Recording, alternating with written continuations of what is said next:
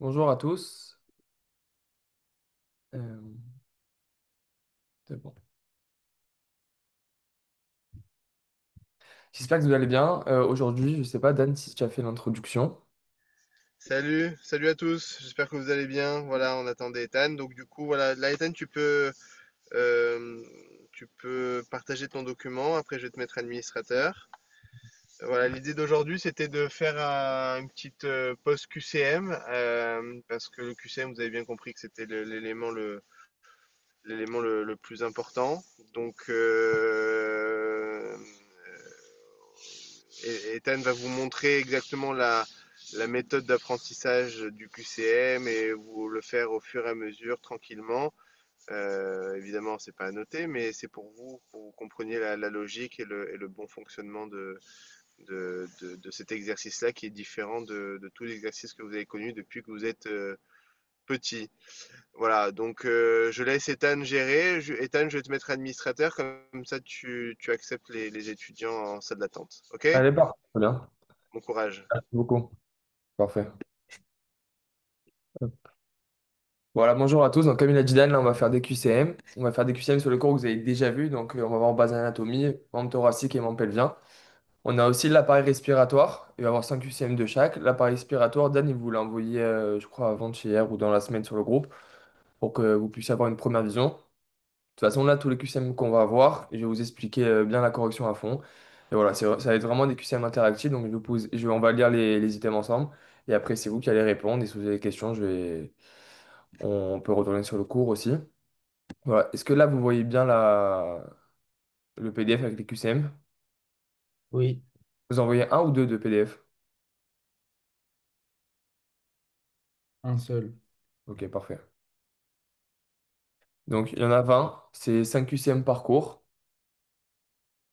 Est-ce que déjà vous avez des questions sur les anciens cours ou sur n'importe. Hop, attendez.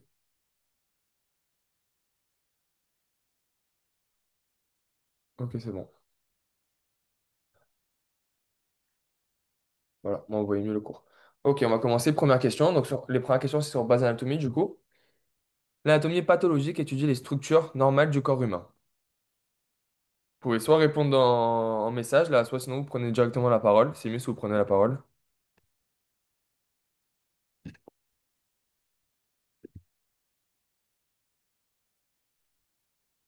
Sinon, vous pouvez lever la main aussi. Je vous interroge. C'est vrai ou c'est faux l'item A?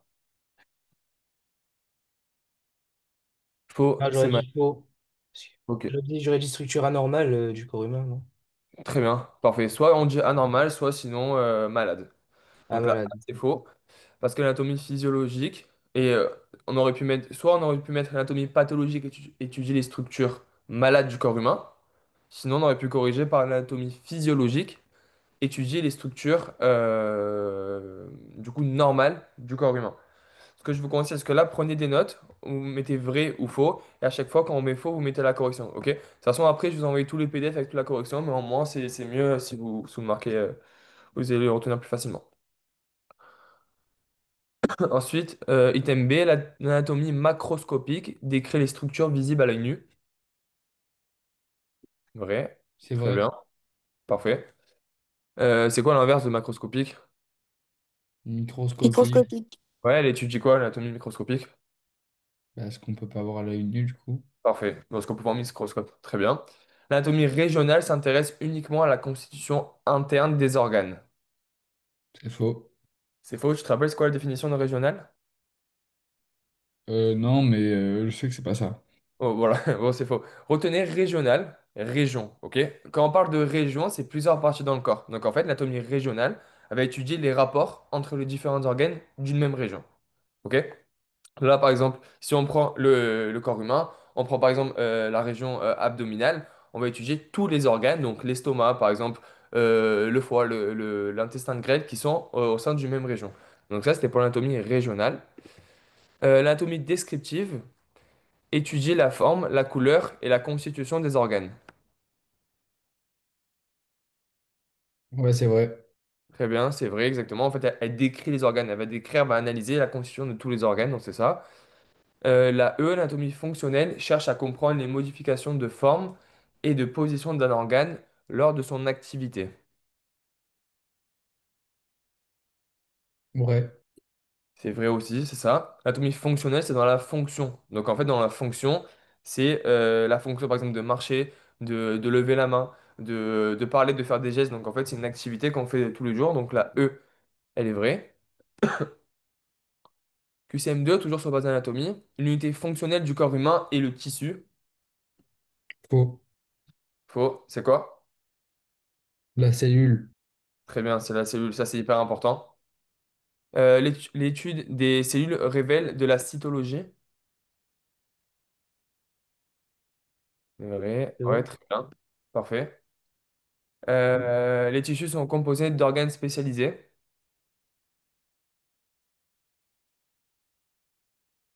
Faux. Parfait. C'est les organes? Pourquoi c'est faux?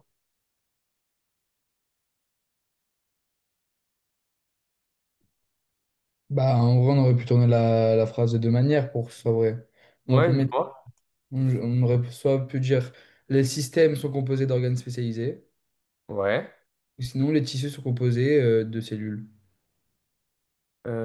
Ouais, aussi. Très bien. Voilà, c'est ça. Parfait. Ou alors, organes constitués de tissus spécialisés. C'est ça aussi. Bon, parfait. Ensuite, l'AD, un appareil regroupe plusieurs systèmes concourant à une même fonction. Ah, vrai? Vrai, très bien. Et ensuite, le système osseux est un exemple d'appareil. Ça, c'est facile. C'est faux. Le système osseux, c'est un exemple de système. Voilà, parfait. Vous pouvez me rappeler ce qu'il y a de la plus petite au plus grand? Donc, la plus petite, c'est l'unité fonctionnelle du corps humain, c'est la cellule. Après la cellule, on va voir quoi? Plusieurs cellules, ça fait quoi? Les Bah, du tissus, coup, très bien. ah, ok. Ouais, ouais, c'est ça. Et plusieurs tissus, ça fait quoi après? Les organes, Ouais, plusieurs organes, ça ouais. constitue quoi? Les systèmes, et après, pareil. Ouais, ok, très bien. Appareil après système. Ok, question 3. La vie végétative comprend la respiration, la digestion et l'excrétion.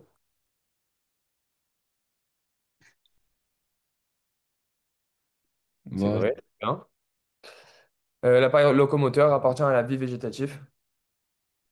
Faux. Oh, c'est quoi, tu te rappelles? Euh, L'appareil locomoteur, bah non, c'est pas la vie végétative. Non, c'est la vie de relation. Ok, je capte. En relation, c'est la vie de tous les jours pour pouvoir communiquer. On communique aussi avec l'appareil locomoteur pour pouvoir se déplacer. Donc c'est pour ça que c'est la vie de relation. L'appareil sensoriel intervient dans la vie de relation.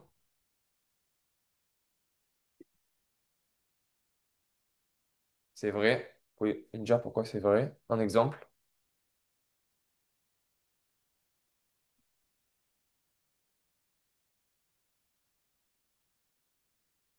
La parole. Très bien. Ok, parfait. Donc l'appareil sensoriel dans la vie en relation, pourquoi? Parce qu'on va avoir la parole, par exemple aussi l'ouïe, tout ça. Ça se permet en fait de vivre en relation, de pouvoir communiquer. Donc c'est pour ça que l'appareil sensoriel est dans la vie en relation et aussi l'appareil locomoteur qu'on a vu tout à l'heure. L'appareil génital féminin permet la nidation et le développement de l'embryon. C'est vrai, très bien. L'appareil circulatoire assure la commande et la régulation des fonctions végétatives. C'est faux. Pourquoi? C'est pas l'appareil circulatoire, c'est un autre. C'est le système nerveux autonome. Et il y a un autre aussi qui permet la régulation. C'est l'appareil endocrinien. Endocrinien, c'est pour la régulation des hormones. Très bien. Question 4. Le plan sagittal médian divise le corps en partie antérieure et en partie postérieure. Faux. Ouais. Pourquoi c'est faux?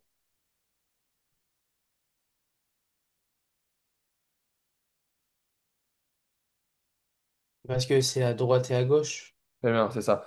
Le plan sagittal médian, c'est le plan en fait qui va diviser. Attendez, je remets la caméra.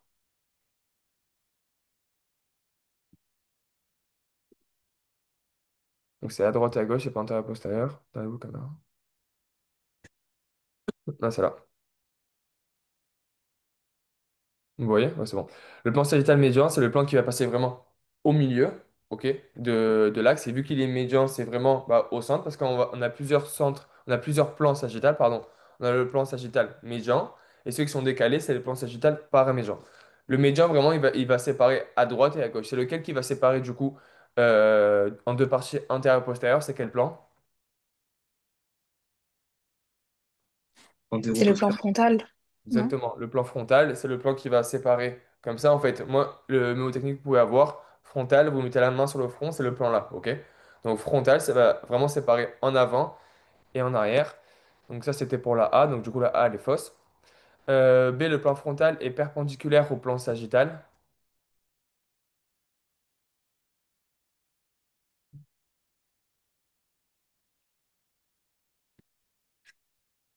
Je vois pas là ce que vous écrivez, attendez.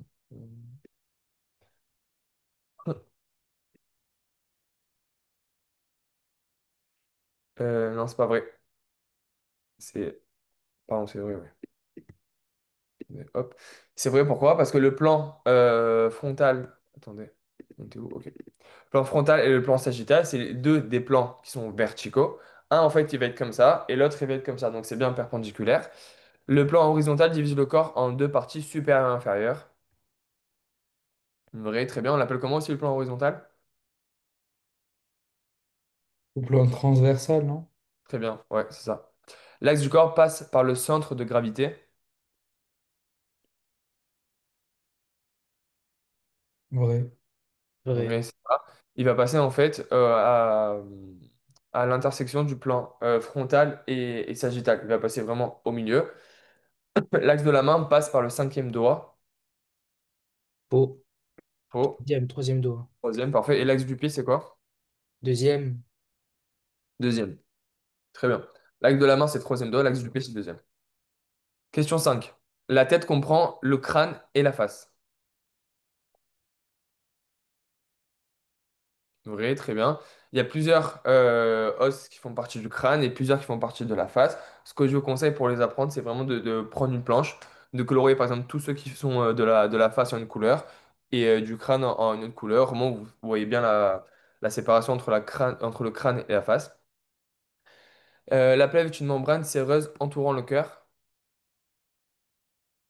Oh. Oh, pourquoi? Parce que la plèvre, c'est les poumons.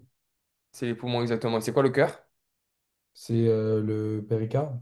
Parfait, c'est ça. On va avoir deux séreuses qui vont entourer les deux organes, donc le poumon et le cœur. Sauf qu'il va avoir deux noms. Pour le cœur, c'est la plèvre. Pour le poumon, c'est la plèvre, pardon. Et pour le cœur, c'est le péricarde. Donc ça, faut faire attention. Le médiastin contient notamment le cœur et la trachée.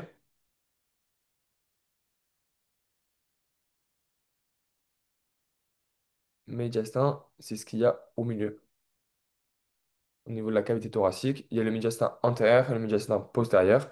Là, on nous parle uniquement du médiastin en général. Non, c'est vrai. On va avoir dans le médiastin, donc ce qu'il y a au milieu, on va avoir le cœur, la trachée. En fait, il va y avoir les gros vaisseaux, si on veut. On va avoir aussi tous les gros vaisseaux donc l'aorte, la veine cave supérieure. On va aussi retrouver l'œsophage. Donc la C, elle est vraie. La D, la cavité abdominale se situe en dessous du diaphragme. Vrai. Très bien. Qu'est-ce qu'il y a? La cavité abdominale se situe en dessous. Qu'est-ce qu'il y a au-dessus du diaphragme?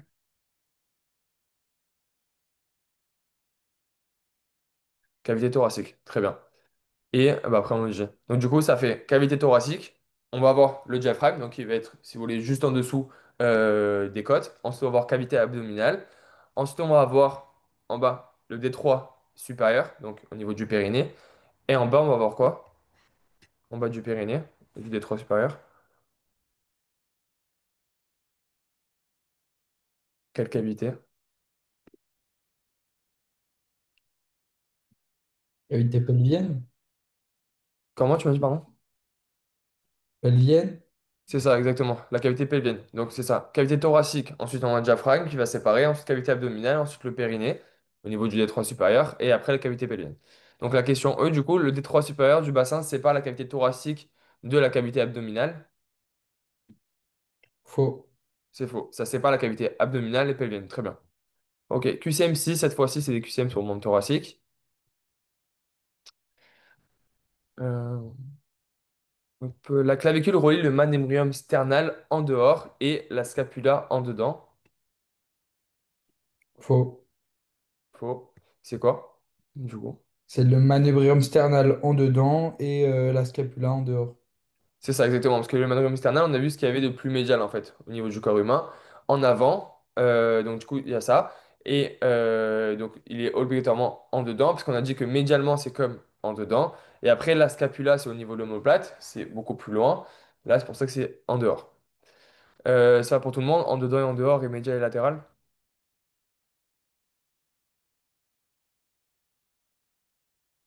Oui, ok, très bien. La clavicule est dirigée obliquement en haut, en dehors et en arrière. C'est vrai, très bien. Ce que je vous conseille de faire, c'est de la palper. Parce que tous les os palpables, donc sous-cutanés, vous pouvez directement les palper, donc voir en fait leur inclinaison, c'est plus simple. Si là, je me mets au niveau de ma clavicule, donc là, c'est l'insertion de la clavicule avec le manubrium sternal. Et là, du coup, si je vais plus en latéral, c'est l'insertion de la clavicule qui va venir s'insérer avec quoi? En latéral. Avec la scapula, enfin l'acromion de la Parfait, exactement. L'acromion scapula, c'est une zone de la scapula. Donc, en dedans avec le sternum et plus en latéral avec l'acromion de la scapula. Et pourquoi je dis ça? Ouais. Du coup, pour voir l'orientation de la clavicule, si je me mets au niveau de la clavicule, au niveau de l'insertion sternale, je regarde là. Si je pars de là, elle va plus vers le dehors. Donc, du coup, on peut dire là, attendez, je suis là. On peut dire déjà qu'elle est en dehors. Ok? Là, on est d'accord. En dehors. Si on continue, on voit qu'en fait, on monte un peu. Là, quand je fais ça, je monte. Donc, du coup, en dehors et en haut, c'est bon. Et après, on voit qu'en fait, je monte un peu de manière oblique. C'est pas vraiment comme ça. Et là, c'est pas vraiment droit quand en dehors. Donc, du coup, c'est pour ça qu'on dit oblique. Ensuite, en arrière, bah, ça, on l'a dit tout à l'heure. Vu que le sternum, il est en avant et la scapula en arrière, si la clavicule, elle va du sternum à la scapula, donc la clavicule va obligatoirement en arrière. Donc, du coup, ça fait obliquement en haut, en dehors, en arrière. On peut aussi dire que la clavicule, on peut changer tous les paramètres. On peut dire que la clavicule est oblique en bas, en du coup dedans et en avant. Parce que si on part de là, c'est tout l'inverse. C'est oblique toujours, mais vers le bas, vers le dedans et du coup en avant. QCM6, la face supérieure de la clavicule est rugueuse dans toute son étendue. Là, la caméra, on voyez bien le QCM. Si vous avez des questions, enfin, bon. C'est faux, C'est faux, pourquoi? parce que la face supérieure, elle est lisse. C'est la face inférieure qui est où C'est il y a de ça. la cavité. Exactement. La face supérieure, elle est complètement lisse au niveau de la clavicule. Derrière, c'est lisse. Ok, c'est ça. C'est exactement ça. C'est lisse dans presque toute son étendue. D'ailleurs, vous pouvez la palper. Si vous palpez au niveau de la clavicule, sur la face supérieure, vous allez sentir des petites choses, mais c'est pas de l'os en fait. Ça va être des faisceaux musculaires. Mais sinon, en fait, c'est tout lisse. Ok? Alors qu'à l'inverse, à la face inférieure, là, on va avoir plein d'autres choses. Mais la face supérieure, elle est lisse. La face inférieure de la clavicule présente une gouttière pour le muscle sous-clavier. Ouais, Ok, très bien. Donc, du coup, c'est ça. Tout à l'heure, je voulais pas le dire, mais en fait, au niveau de la face inférieure, on va avoir notamment une gouttière. On va avoir le muscle sous-clavier. On l'appelle aussi le muscle subclavier. Donc, sub ou sous, c'est pareil, c'est genre en dessous. Et sus, sus et sur, c'est la même chose aussi. Du coup, c'est vrai. L'extrémité acromiale de la clavicule s'articule avec le manubrium sternal.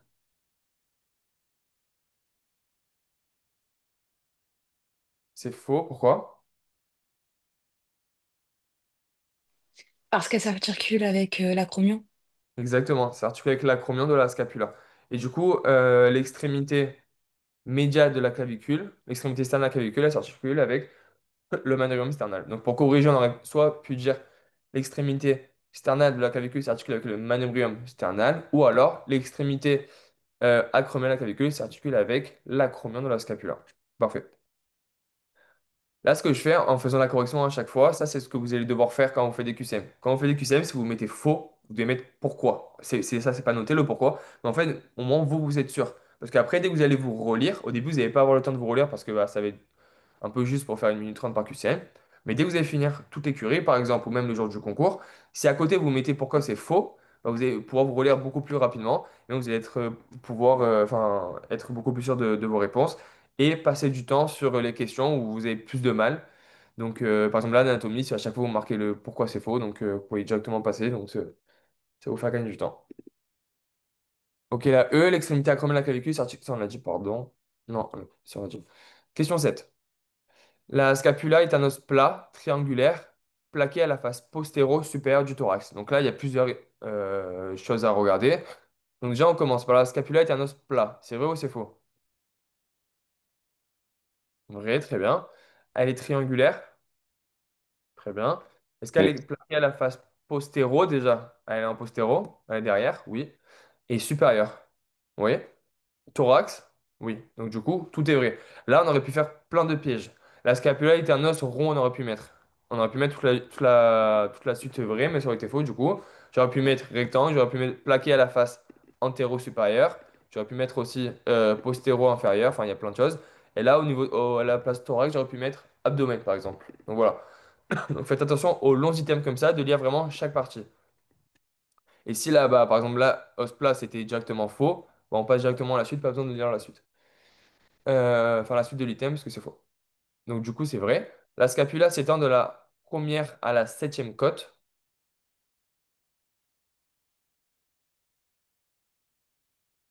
C'est vrai. Non, c'est pas vrai. C'est faux. Pourquoi c'est faux?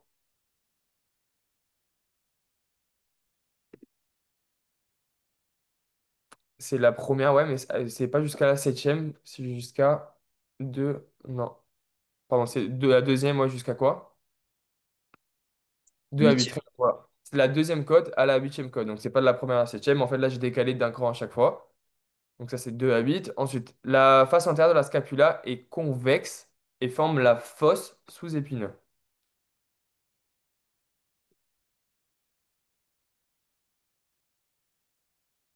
Donc là, pareil, là, c'est un item assez long. Donc on va le décortiquer. La face intérieure de la scapula est convexe. Donc du coup, c'est faux. Ouais, c'est ça, c'est faux. Elle est convexe, la face intérieure. C'est faux. Pourquoi? Parce qu'elle n'est pas convexe déjà, elle est concave. Au niveau de la face antérieure de la scapula, on va voir un muscle qui va venir s'insérer. Et le muscle, pour s'insérer, il a besoin en fait d'une fosse. Le muscle, il ne peut pas venir s'insérer si c'est convexe. Parce que convexe, on rappelle, c'est une bosse. Et concave, c'est creux. Donc en fait, attendez, je vous montre. Ok, imaginez que vous avez là la scapula. Elle est comme ça, ok, elle est en postérieur. Le devant, donc là, ce que vous voyez en postérieur de la scapula, ça va être en fait concave, le devant. Et concave, pourquoi? Parce qu'on va avoir un muscle qui va venir s'insérer. Si la face antérieure de la scapula va être convexe, donc en fait une bosse comme ça, là, le muscle, il peut pas, en fait, il a pas vraiment sa place pour venir s'insérer. Alors que concave, le muscle, il peut venir en fait se caler dans la face concave antérieure de la scapula. Donc déjà, c'est faux, juste on va continuer. La face nasale de la scapula est convexe, c'est faux, et forme la fosse sous-épineux. Ça aussi, c'est faux. C'est pas la fosse sous-épineux, parce que la fosse sous-épineux, c'est la fosse qui est en dessous de l'épine de la scapula. Sauf que l'épine de la scapula, elle est en postérieur. Ok? Après, je vais vous le montrer sur un schéma. L'épine de la scapula, elle est en postérieur, sauf que là, on parle de la face antérieure. Donc, du coup, c'est quoi la face qu'il y a dans la face. Non, c'est quoi la fosse, pardon, qui est dans la face antérieure de la scapula? Subscapulaire, non? Très bien, c'est ça, c'est la fosse subscapulaire. Je vais vous montrer sur le schéma.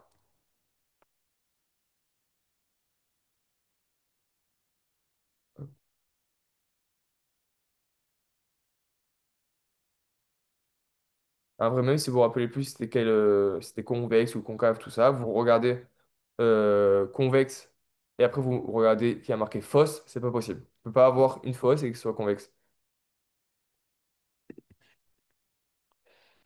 Ok.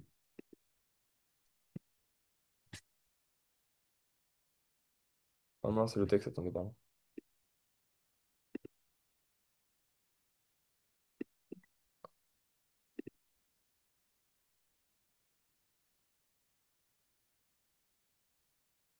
Ok, là normalement vous avez le bon.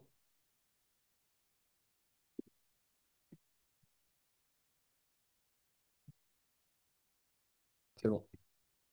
Donc là, les schémas membres thoraciques sont vers la fin. Ok, c'est là. Non. Donc là, on a la scapula. Là, on est sur la face du coup postérieure ou antérieure de la scapula?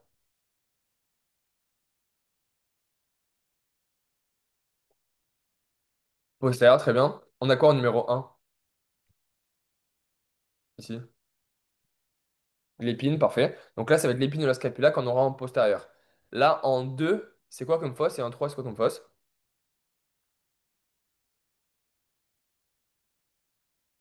Supraépineuse. Exactement. Supra-épineuse, ou au dire supra, on peut dire aussi sus-épineux, S-U-S. Et en dessous, du coup, fosse infra-épineuse, ou alors fosse subépineuse, ou alors fosse sous-épineuse. C'est pareil. Donc là, tout à l'heure, on nous a parlé de ces deux fosses. Ok, donc ça, c'était en postérieur. Ensuite, donc là, du coup, épine les deux fosses. Et là, on est sur la face antérieure de la scapula. Et en fait, ici, là, bon, là, on le voit pas très bien parce que c'est une coupe frontale. Mais ça, c'est pas plat, en fait, ce qu'on va avoir sur la face antérieure. On va avoir un creux. Ok, donc ça va être une fosse ici. Le creux, il va être du coup concave. Et ici, va venir se caler un muscle qu'on a dit tout à l'heure.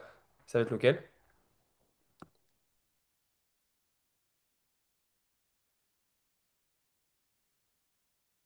Peut-être le muscle subscapulaire qui va venir se caler là. Ok, donc le muscle subscapulaire va venir au niveau de la face antérieure de la scapula. Ok, et derrière, en fait, on nous a parlé de ça tout à l'heure, donc c'est complètement faux. Donc, on va revenir au QCM.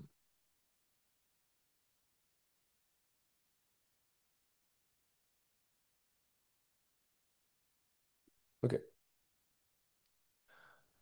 Item D, l'épine de la scapula sépare les fosses supraépineuses et les fosses infraépineuses. Ça, on vient de le voir. Bah, c'est vrai. Exactement. L'acromion est le prolongement de l'épine de la scapula. Vrai. Ouais. Et aussi. Parce Attendez, je vous le remonte en 2.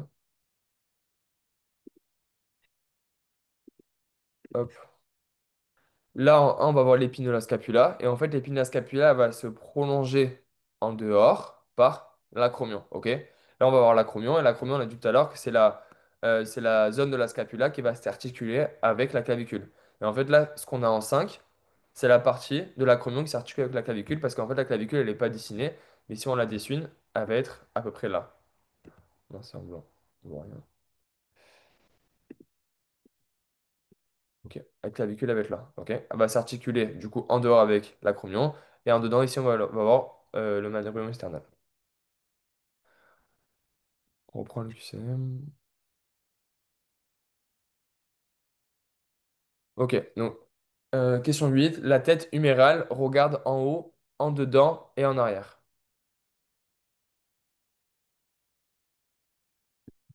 C'est un peu compliqué, mais c'est vrai, Et celle-là, la apprendre par cœur, elle est un peu compliquée à visualiser. Mais déjà, elle regarde en haut, la tête humérale, pensez que bah, c'est la partie la plus supérieure.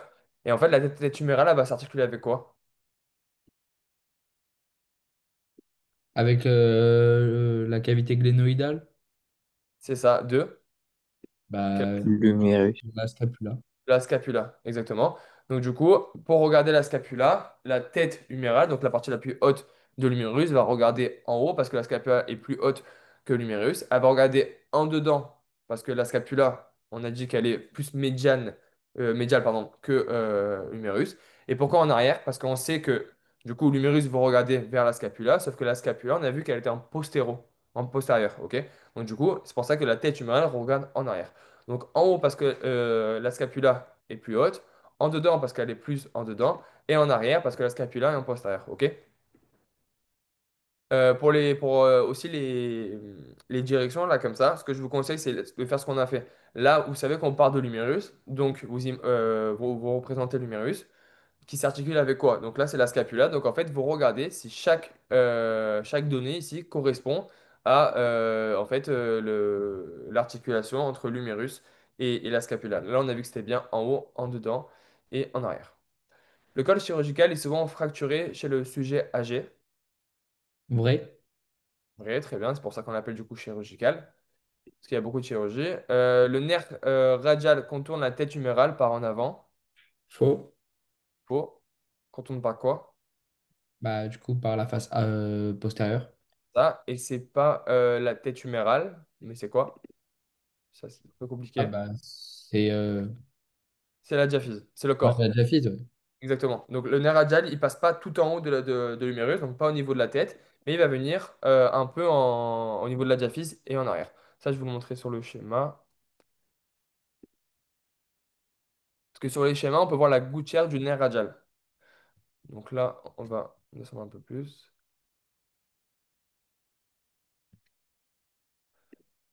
Euh, Ok, on est là. Donc là, ici, là, on est sur une vue antérieure de l'humérus. Là, on est sur une vue postérieure. Là, ce qu'on a en numéro 5 en fait, ça va être la gouttière du nerf radial. Donc le nerf radial va venir passer comme ça, sur la face postérieure de la diaphyse de l'humérus. Ok? Là, tout à l'heure, dans l'item, on disait que le nerf radial passait là, sur la face antérieure de la tête. Ok? C'est faux, c'est pas ici, mais elle passe bien dans sa gouttière au niveau de la face postérieure de la diaphyse.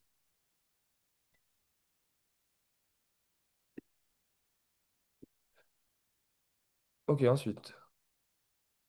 La trochlée de l'humérus s'articule avec l'incisure trochléaire de l'ulna.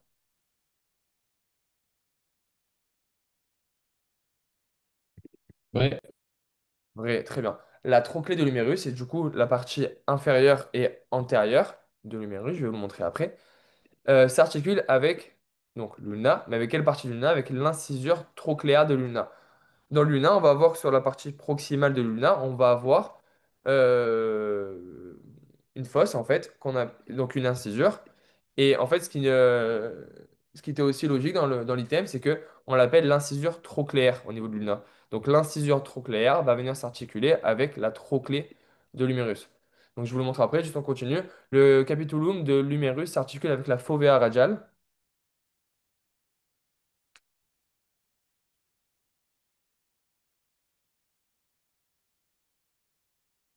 C'est vrai ça aussi, je vous le montre.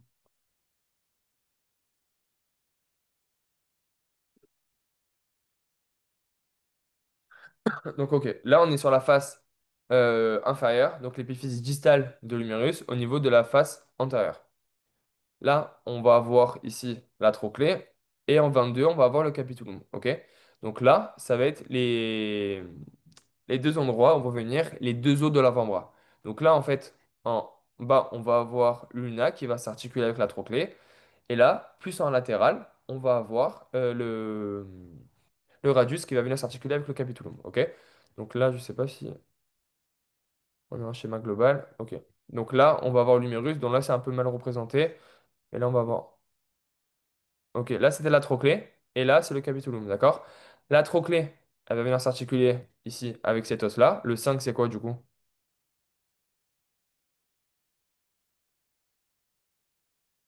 C'est l'ulna. Eh bien, la trochlée s'articule avec l'ulna en médial. Et après, en plus en latéral, on va avoir le capitulum, du coup, toujours de l'humérus. Donc, c'est ça, c'est ce petit rond qui va venir s'articuler avec le radius. OK?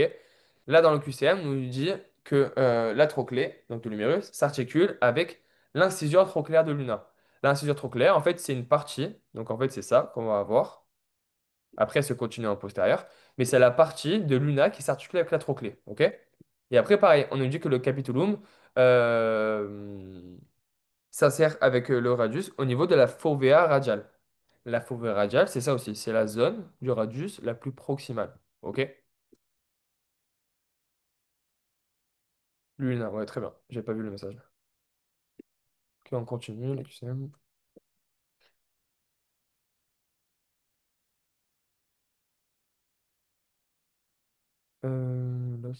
Ok, ça on a fini. Donc QCM 9. Attendez, est-ce que vous voyez bien?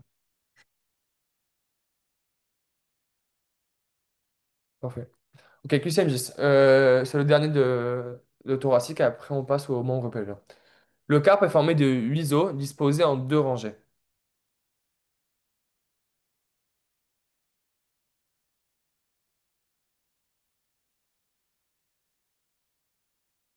On n'a pas fait le 9.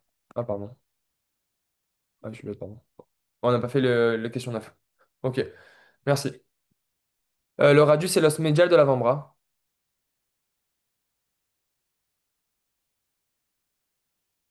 Faux. C'est quoi l'os médial? C'est Luna. Très bien. L'os médial, c'est le luna et latéral, c'est le Ouais. radius. Médial, c'est ce qui est le plus proche de l'axe du corps. Et l'ulna, c'est ce qui a du coup le plus long. OK? Donc c'est le plus distal. Je vous montre ça sur le schéma. Donc là, on va avoir du coup le membre thoracique. Là, ce qu'il faut voir à chaque fois, c'est où se situe, si vous voulez, l'axe du corps. Donc la partie la plus médiale, là, c'est ça, ok? Je le représente avec ce trait. Ici, on va avoir du coup, bah, là, en haut, la tête, après le tronc, après les jambes, ok? Donc là, c'est l'axe. Donc là, du coup, c'est un membre thoracique droit ou gauche, ce qu'on a là? C'est droit. Très bien, c'est droit parce que là, du coup, on a l'axe et là, si je continue, l'autre côté, je peux faire la même chose avec la scapula, ok? Un bras, un avant-bras à gauche, ok? Donc là, on a un squelette qui est complet. Là, si on se focalise sur le membre thoracique droit, en fait, tout ce qu'il y a le plus proche de cette zone, ok? Ici, ça va être le plus médial, et là-bas, le plus latéral. Du coup, on peut dire que la trochlée est plus médiale, c'est ça la trochlée, que le capitulum, ok? Mais du coup, au niveau de l'avant-bras, que l'ulna, ici est plus médial que le radius. Ensuite, ça c'est quoi? C'est le pouce. On peut dire que le pouce est plus latéral que le cinquième doigt. OK? Et c'est pour savoir en fait pourquoi on a cette position. Ça, c'est la position anatomique de référence. D'accord? C'est celle-là. Donc les bras le long du corps euh, avec la main en supination. OK? Droit. Ouais, très bien. Je l'avais pas vu. OK, on reprend. Le radius est plus court que l'ulna. Ouais, j'aurais dit vrai. Ouais, c'est vrai. Faux. Non, c'est vrai, regarde, je vais vous montrer. Sur le schéma, on voit pas forcément. Mais en fait, l'ulna, il va venir continuer en postérieur. Ok. Donc là, on a le radius et là, l'ulna. Là, bon, en vrai, il n'y a pas trop de différence ok, entre les deux si on regarde ce schéma. Et même, en fait, on croit que le radius, il descend un peu, enfin, il descend un peu plus bas que l'ulna. Ok. Mais en fait, l'ulna, ce qu'on voit pas, c'est que le radius, il commence ici au niveau de la fourvière radiale, donc c'est son extrémité proximale, et se termine juste ici, ok, au niveau du carpe. L'ulna, bah, il se termine ici au niveau du carpe, mais en fait, l'ulna se finit pas au niveau de la trochlée. L'ulna va continuer, on le voit pas là, il va continuer en postérieur. L'ulna, il fait ça en fait. Ok? Là, il continue en postérieur et là. Je vais essayer de voir sur une coupe latérale. Ok, donc le radius, là, on voit bien. Bah, il commence ici, il se finit là. C'est ce qu'on avait vu exactement sur la planche tout à l'heure. Voilà, l'ulna, c'est ça. Là, c'est la zone qu'on voyait pas. Parce qu'en fait, ça va être, du coup, c'est quoi ce que je dessine ici? Non, je dessine pas très bien, mais quand même. Là, voilà, on peut voir. Hop. Bon, ce que j'essaie de faire là, magnifiquement en violet, c'est l'humérus. Ok? Moi, je vais un peu coller ça. Là, l'humérus, c'est la fin de l'humérus qui va s'articuler. Du coup, ça, c'est l'ulna. Ici, on va avoir la trochlée. Et ici, on va avoir le capitulum. Ok? En fait, la trochlée, elle s'articule exactement comme ça avec l'ulna. Et en fait, elle va masquer en fait, la face postérieure de l'ulna. Donc, ça va être comme ça. On voit pas. Ok? Sauf que l'ulna va continuer en postérieur. Donc du coup, c'est pour ça que Luna est beaucoup plus grand que le radius, parce que le radius, en fait, il va venir faire ça, il va descendre. Le radius, il est un peu comme ça. Ok, il est ça. Mais du coup, Luna est plus gros. Mais sur une face intérieure, on le voit pas. C'est pour ça qu'il faut voir les os séparément. Ok,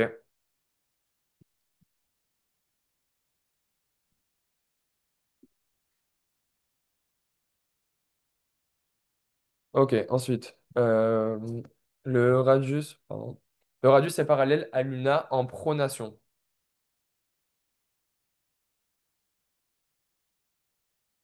Faux. Très bien. C'est parallèle à Luna en quelle position?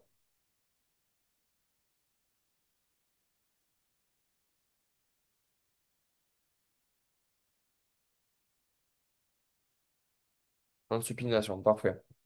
Là, regardez. Hop. Donc, du coup, la pronation en supination, c'est quand on a la main comme ça. OK? Donc, c'est quand on est droit. La pronation, c'est quand on va venir tourner. Donc là, on est en supination. Voilà, c'est un peu compliqué, mais si vous voulez, c'est comme ça. Là, on est en supination. Là, en pronation. Pour retenir, supination, pensez, supplier. OK? Les mains comme ça. Pronation, on prend un objet. Si je prends là un téléphone, ce que je fais, c'est que je le prends OK, en pronation. Donc, supination, pronation. En supination, on va voir en fait là. en médial, on va avoir l'ulna, ok? Et en latéral, on va avoir le radius. Ils vont être parallèles. Là, on va avoir ulna et radius, ok? Sauf que si je fais une pronation, qu'est-ce qui se passe? Il va y avoir un os qui va passer au-dessus de l'autre, c'est lequel? C'est le radius qui passe au-dessus de l'ulna ou c'est l'ulna au-dessus du radius?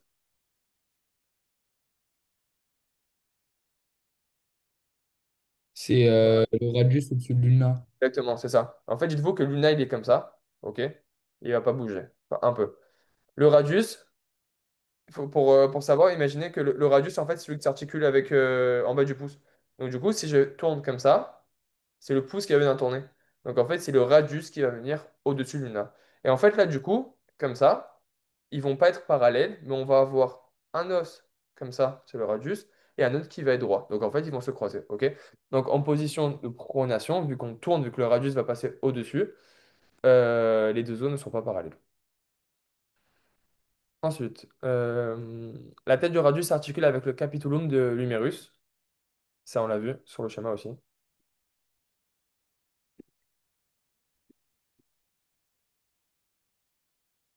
Ouais, Oui, très bien. On a dit que le radius s'articule avec le capitulum et la trochlée avec l'ulna. Du coup, c'est vrai. La tuberosité du radius donne insertion au muscle triceps brachial. c'est faux. C'est faux. C'est exact, c'est lequel? C'est le muscle biceps brachial. Exactement, parfait. Donc biceps brachial ou triceps brachial, c'est les muscles que vous connaissez, le biceps et le triceps. Brachial, ça veut dire bras. Donc en fait, c'est le triceps, pardon, triceps au niveau du bras et et le biceps au niveau du bras aussi. Mais là, au niveau du coup du radius, c'est pas le triceps, mais le biceps.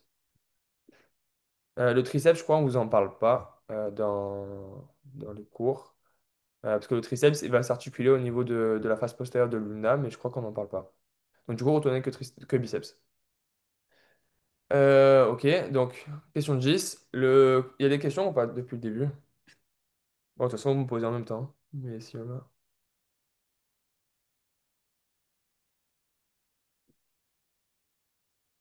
Ok. Le carpe est formé de 8 os disposés en deux rangées.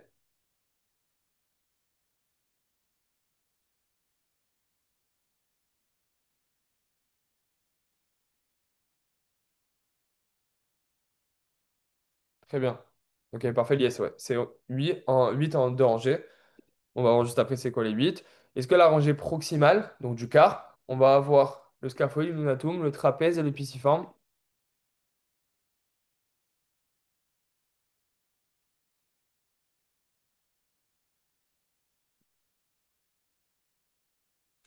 C'est faux, très bien. Pourquoi c'est faux? Donc, on va avoir en rangée proximale le scaphoïde. Ça, c'est vrai ou c'est faux? C'est vrai. Très bien. Ensuite, Lunatum. Vrai aussi. Ouais. Trapèze. C'est faux, c'est pyramidal. Exactement, c'est ça. Donc, trapèze, c'est au niveau de la rangée distale. Donc, c'est pas au niveau de la rangée proximale. Au niveau de la rangée proximale, tu peux me dire les autres, du coup, si tu te rappelles. On va avoir scaphoïde, lunatum, triquetrum, pisciforme. OK? Donc, ça, c'est rangée proximale. Rangée distale, c'est quoi comme. C'est lesquelles? Ça commence par trapèze. Trapèze, trapézoïde, capitatum, amatum. OK? Donc, rangée proximale de dehors en dedans, on va avoir trapèze, lunatum, triquetrum, pisciforme. Rangée distale, on va avoir de latéral à médial, donc pareil, de dehors en dedans. On va avoir trapèze, trapézoïde, capitatum, amatum. OK? Donc, ça, bon, c'est un peu compliqué. Essayez de vous faire des phrases mémotechniques. De toute façon, à la fin, vous allez bien les connaître. La gouttière antérieure du carpe est concave en avant. Vrai. Ok, très bien. Ça, pour le voir, ça c'est simple. Regardez, hop, la gouttière antérieure du carpe. Là, on est sur le carpe, ok. Là, vous voyez qu'ici, il y a un petit creux. Je sais pas si on le voit. Bah, regardez au niveau de votre main. Donc, du coup, ça peut vous aider. Ok, c'est concave. Là. Faux, ouais, très bien. Ensuite, le rétinaculum des fléchisseurs ferme la gouttière du carpe en avant.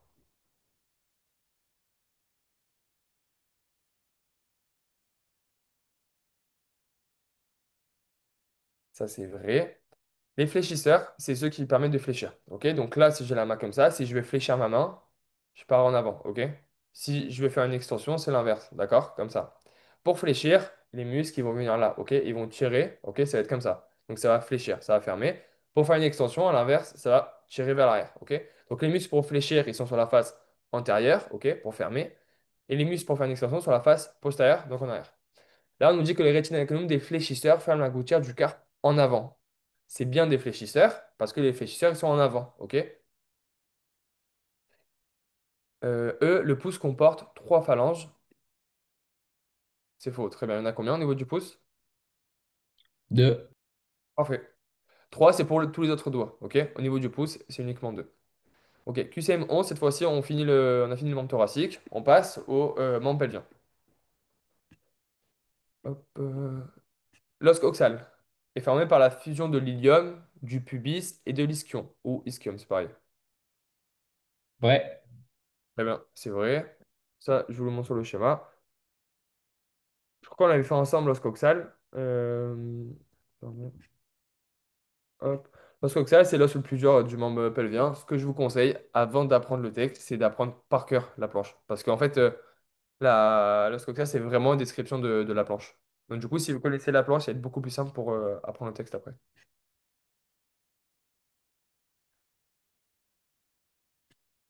Il est là, ok. Donc là, on a l'os coxal. Ok, donc ça, voilà, c'est les planches. En fait, c'est juste on décrit à chaque fois ça. Donc ce que je vous conseille, c'est de l'apprendre. On le voit aussi. Donc les trois os, les trois parties pardon, qui forment l'os coxal, elle va être là, une en haut, ok, une un peu ici, ok, en avant, et une on va avoir plus bas, là. Ça c'est quoi comme partie de l'os coxal? C'est Iliaque. Lily. Iliaque, exactement. Ensuite devant, Le pubis. parfait, et en bas, Ischium. ischium ou ischion, ouais, c'est pareil, exactement. Ok, très bien. Donc ça c'était les trois parties de l'os coxal. Hop, ensuite, la crête iliaque s'étend entre l'épine iliaque antéro-supérieure et l'épine iliaque postéro-inférieure.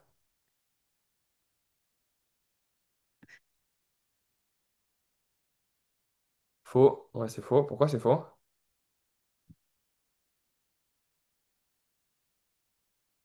Ça, je vais vous le montrer sur le schéma, c'est un peu compliqué.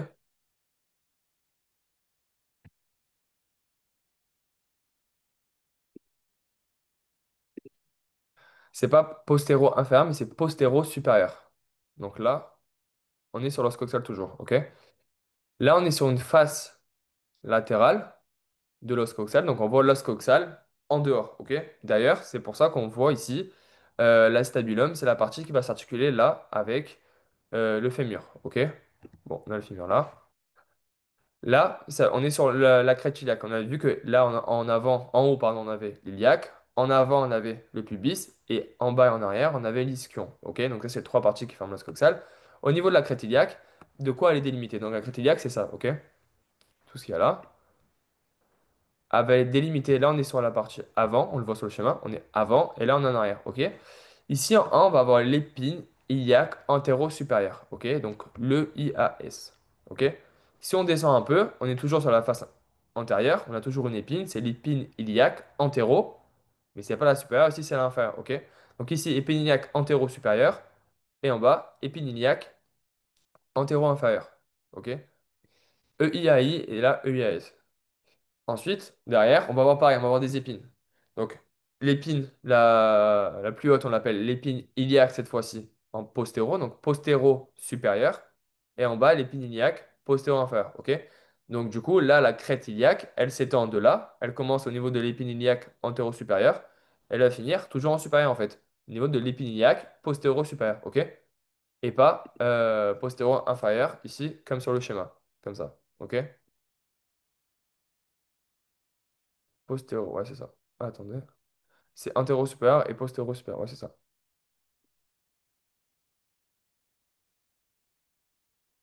Ok. Donc là, du coup, il fallait mettre supérieur. L'acétabulum regarde en bas, en avant et en dehors. Ça, c'est vrai. Encore une fois, comme tout à l'heure, avec l'humérus et la surface glénoïdale de la scapula. Pour savoir, on regarde les deux et comment ils se regardent. On regarde si un os est plus latéral que l'autre, s'il est plus postérieur, s'il est plus en avant. Et grâce à ça, on pourra voir du coup ces repères. La surface semi-lunaire de l'acétabulum est dépourvue de cartilage hyaline. C'est faux. Très bien. C'est faux. C'est pas dépourvu, mais c'est quoi du coup? Bah, elle a du cartilage, elle. C'est ça. Du coup, elle a du cartilage hyaline. Pourquoi elle a du cartilage? À quoi ça lui sert? À lubrifier l'articulation. Pas trop. Ok. Mais avec quelle articulation?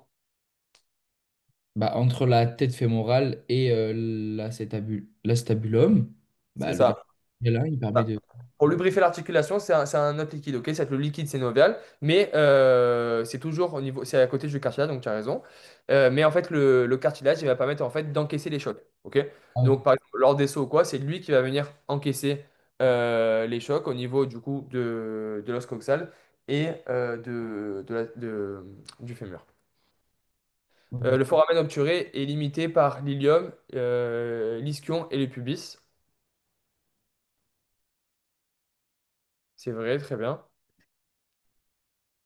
Ok, ok, parfait. Ouais, donc vous avez des questions sur ça ou pas? Je vous le montre? Ok. Question 12. Le col du fémur forme un angle de 130 degrés avec la diaphyse.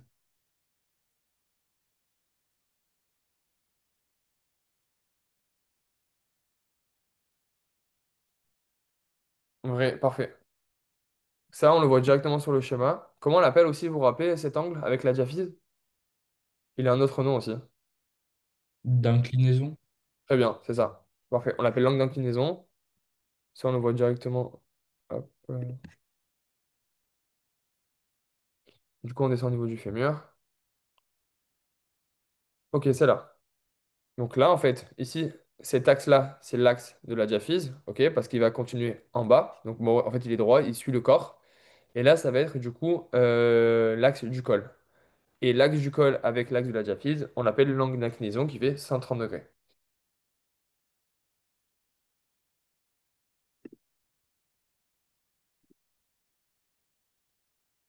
La tête fémorale est recouverte de cartilage hyaline, sauf au niveau de la fossette du ligament rond.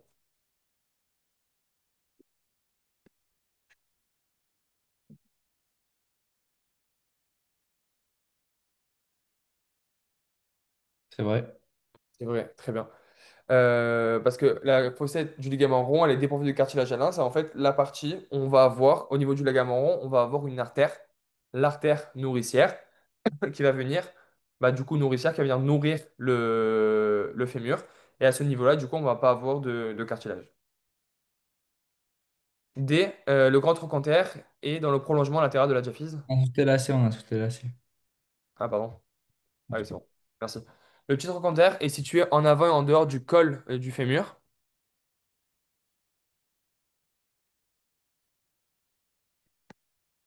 Donc, petit trochanter, il est situé en avant. Donc là, par rapport au col. Est-ce qu'il est déjà il est en avant ou en arrière? Ouais, c'est faux, c'est en arrière. Ok. C'est en postérieur. Et en dehors ou en dedans, c'est en dedans. Donc en Non, fait, là, c'est tout l'inverse. Je vais vous le montrer. c'est dans le petit trou. Ouais, c'est ça. Du coup, c'est en dedans et en arrière. Mince. Hop. Donc le petit trochanter, c'est quoi? Là, on va avoir du coup le fémur, ok? Là, en 13, ça va être le grand trochanter, ok? Le petit trochanter, c'est celui qu'on voit ici en 5. Donc déjà, là, on est sur une vue frontale, donc on voit pas vraiment ce qu'il y a en avant et en arrière. Nous, on peut voir ce qu'il y a en dedans et en dehors, ok? Là, pareil, dès qu'on voit un os, on se dit, ok, il est où l'axe? Là, ici, c'est un fémur droit ou gauche?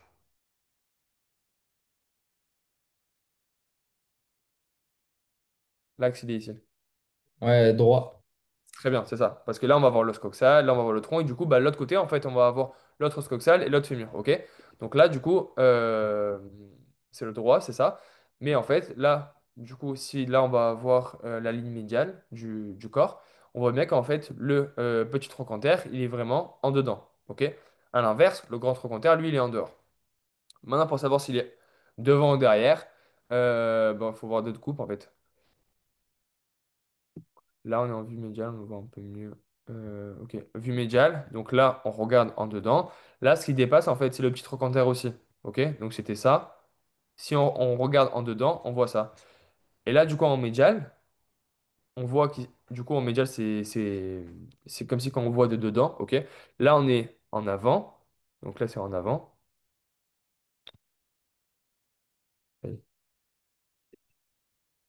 En avant, et là, derrière, bah là c'est en arrière. Ok, bah derrière on le voit sur le schéma, ok. Donc là c'est l'arrière, là c'est l'avant. Si là c'est là c'est l'avant, on voit bien qu'en fait, le petit trochanter, il se dirige plus vers l'arrière que vers l'avant, ok. Donc là, grâce à ce schéma, on peut voir qu'il part en arrière, et là, qu'il est plus en dedans, ok. Ce que je vous conseille, c'est que vraiment pour à chaque fois qu'on vous donne des repères comme ça, en arrière, en avant, tout ça, de regarder. Si là, sur une coupe frontale, vous voyez pas s'il est en arrière, vous regardez une coupe médiale et là on comprend mieux. Ok? Pareil, ici, bon, là on peut savoir du coup si c'est en dedans ou en dehors. Mais voilà. Bon, regardez sur tous les schémas et normalement, dans 90% des cas, les schémas ils vont pouvoir tout vous expliquer. Et c'est beaucoup plus simple aussi pour vous représenter et pour répondre au QCM par la suite. Et aussi pour apprendre. Parce que si vous apprenez par cœur, bah, ça va être beaucoup plus simple de l'oublier. Alors que si vous comprenez, vous visualisez, bah, après, bah, vous le savez à vie, hein. Ok, le grand trochanter. Là, j'ai pas sauté, toi aussi. Non, c'est bon. Le grand trochanter est dans le prolongement latéral de la diaphyse. Ouais. Très bien. Parce que le grand trochanter, non, on continue le E, après je vous le montre. Le col du fémur forme un angle d'antéversion d'environ 15 degrés. C'est vrai, très bien. C'est vrai aussi. Donc là, je vous montre les deux. Ok. Grand trochanter. Donc là, le petit, on a vu qu'en fait, il est un peu à part. Ok, il est un peu à part, il va en arrière et en dedans. Ok. Là, on va avoir, du coup, ici en 6 la diaphyse. Alors, la diaphyse, c'est le corps du fémur. On voit que si on prolonge la diaphyse, on monte là. Ok. On monte au niveau du grand trochanter. Donc, c'est pour ça qu'on me dit que le grand trochanter, là, c'est le prolongement de la diaphyse. Parce que c'est comme si, en fait, qu'on prolonge la diaphyse vers le haut. Ensuite, au niveau de l'angle d'antéversion, qui était de 15 degrés, ça, on le voit sur ce schéma. Ok, ici, en antéversion. Là, bon, là, j'ai pas dit les plans, mais l'angle d'antéversion, il est formé en fait par le plan. C'est quoi comme plan ici? Transversal. Non. Là, tu as raison, la coupe, le schéma, il est transversal. Là, ce qu'on voit ici, c'est transversal, ok? Donc, en fait, on voit de haut, c'est comme si on voyait de main transversale. Ça, c'est vrai. Mais en fait, le plan, donc ici, là, cette ligne-là, elle est frontale, ok? Parce que là, en fait, ici, si on regarde, donc là, on regarde de manière transversale, donc d'en haut, le fémur, ok? On va couper le fémur d'avant en arrière, ok? Ça coupe d'avant en arrière le fémur. Et c'est quoi le plan qui coupe d'avant en arrière? C'est le plan frontal. Ok? Donc là, on est sur le plan frontal. Et là, après, ici, c'est quoi comme plan? C'est en fait, c'est un axe, pardon. C'est l'axe du col. Ok? Là, on va voir la tête fémorale. Ici, le gros trochanter. Ici, on va voir le col. Donc ça, en fait, ça va être le col, l'axe du col, du fémur. Ok? Donc là, on voit bien qu'en fait, l'angle d'antéversion, donc celui-là, celui qui est de 15 degrés, il est formé du plan frontal et euh, de celui du col fémoral. Ok? Mais là, c'était pas demandé pour le QCM. Donc, moi, vous le savez. Très bien frontal, j'avais pas vu le message. Ok, ok, parfait. Le condyle médial du fémur est plus long et moins large que le condyle latéral.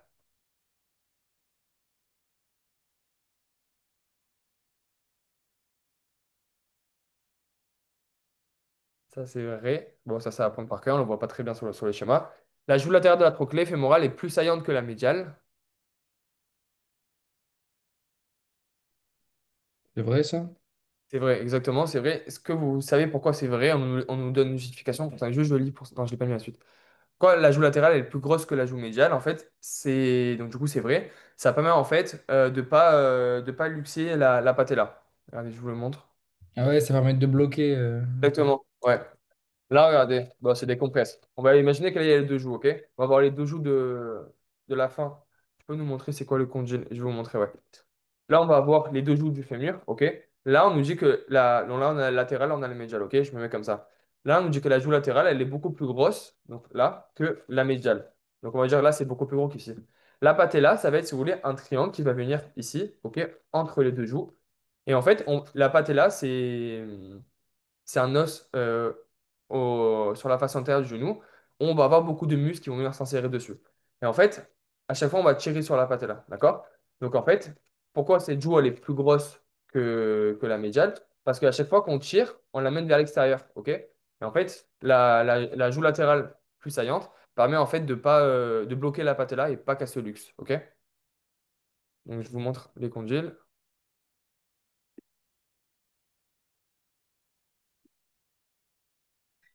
Et qu'on dit sur l'épiphyse distale du fémur, on le voit là. Ok. Donc là, on est sur une vue antérieure. Là, on est sur une vue postérieure du fémur. Bon, après, on les a vu les autres vues. Ok. Donc les condyles, là, en 11 et là, en 12. Les condyles, ça va être aussi, donc du coup, au niveau de l'épiphyse distale, ça va être ce qui va s'insérer avec le tibia. Ok. Donc, juste pas confondre les condyles et épicondyles. Ok. Là, au niveau du fémur, ce qu'on a en haut, donc là, on va avoir les épicondyles. Ok? L'épicondyle, c'est en haut. Et les condyles, en fait, ce qu'on va avoir en bas. Ok? Là, vu qu'on est en postérieur, on voit plus les condyles. Donc, wow. Si je vous montre ça, ok. Là, ce qu'on va avoir là, en dedans, ok, ça va être les condyles qui vont venir s'insérer avec le tibia. Le tibia, c'est ça, en numéro 7. Et après, les épicondyles, c'est ça. Ce qu'on a juste en haut des condyles, en fait. Ok? Donc, les condyles, c'est articulaire et épicondyle, c'est pas articulaire. La patella, c'est la rotule, ouais, c'est pareil. Patella, rotule ou fibula péronée, c'est la même chose. C'est les anciennes nomenclatures. Ok. La tressée, la patella est entièrement recouverte de cartilage.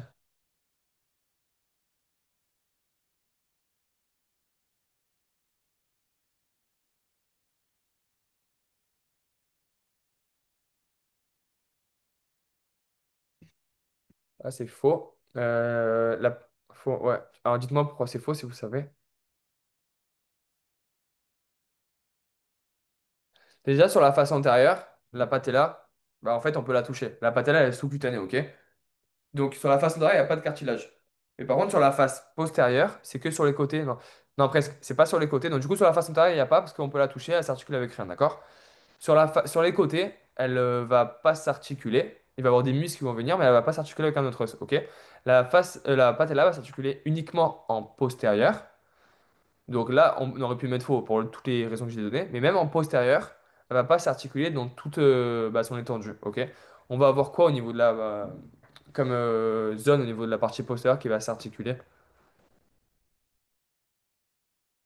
C'est le haut, c'est le bas, c'est le tiers supérieur, tiers inférieur, vous vous rappelez? Ça tombe très souvent en QCM. Je vais vous montrer. Hop,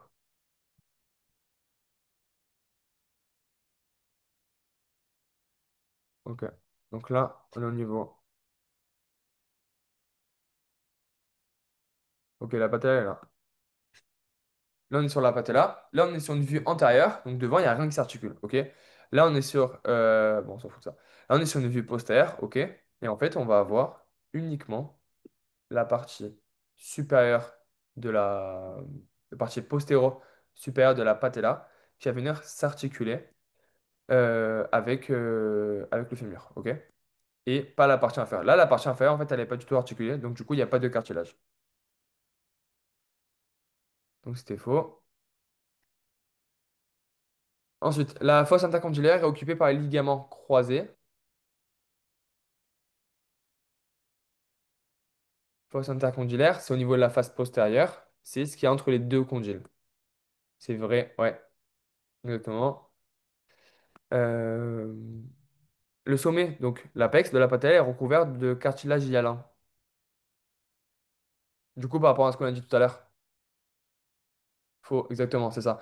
Du coup, la face postérieure inférieure de la patella ne s'articule pas, c'est uniquement la face supérieure. 14, le tibia est l'os latéral de la jambe. Donc c'est comme l'avant-bras, il y a deux os au niveau de la jambe. Faux, faux, très bien. Le tibia, c'est pas, c'est le médial, c'est lequel l'os latéral de la jambe?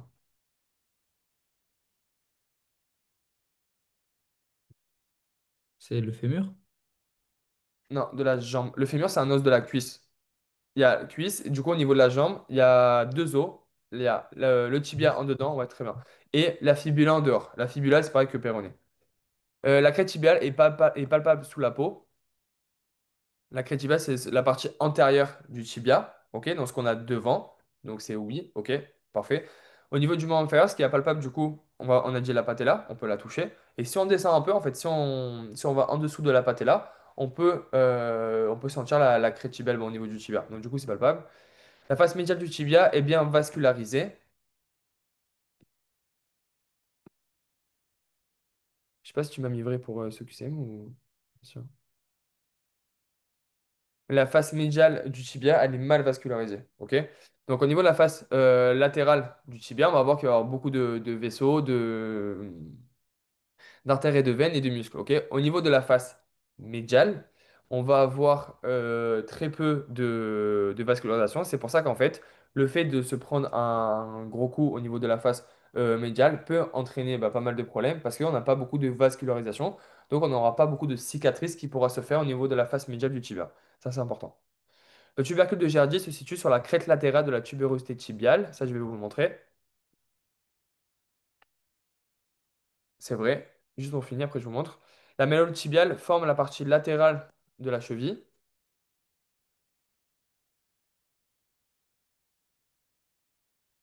On a dit que le tibia, c'était l'os médial de la jambe.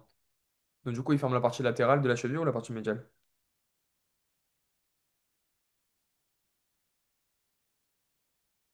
Bon, c'est un peu plus dur, mais J'aurais dit médial, hein. très Et bien. voilà. Je vous montre. Vous avez le temps de faire la suite ou pas?